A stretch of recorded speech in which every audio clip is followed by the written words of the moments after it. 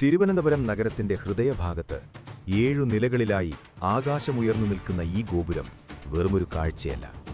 നൂറ്റാണ്ടുകളുടെ ചരിത്രവും അളക്കാനാവാത്ത ഭക്തിയും ഇഴചേർന്ന ഒരു മഹാവിസ്മയമാണ്. ക്ഷേത്രത്തിനുള്ളിലെ ശീവേലിപുര ശ്രദ്ധിച്ചിട്ടുണ്ടോ? 365 കരിങ്കൽ തൂണുകളിലാണ് ഇത് പണിതിരിക്കുന്നത്. അതായത് വർഷത്തിലെ ഓരോ ദിവസത്തിനും ഓരോ തൂൺ നമ്മുടെ പൂർവികരുടെ കരവിരുതിന്റെ തെളിവ്.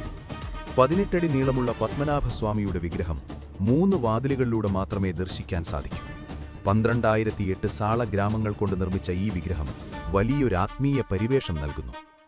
1750-ൽ മാർത്താണ്ഡവർമ്മ മഹാരാജാവ് തന്റെ രാജ്യം മുഴുവൻ പത്മനാഭസ്വാമിക്ക് സമർപ്പിച്ചു. തൃപ്പടിദാനം എന്നറിയപ്പെടുന്ന ഈ ചടങ്ങിലൂടെ തിരുവിതാംകൂർ രാജാക്കന്മാർ പത്മനാഭദാസന്മാരായി മാറി. ഒരു ഭരണാധികാരി തന്റെ രാജ്യത്തെ ദൈവത്തിന് സമർപ്പിച്ച ലോക ചരിത്രത്തിലെ തന്നെ അപൂർവ നിമിഷം. സമ്പത്തിനപ്പുറം ഈ ക്ഷേത്രം കാത്തുസൂക്ഷിക്കുന്നത് കേരളത്തിന്റെ തനതായ സംസ്കാരവും ചരിത്രവുമാണ്.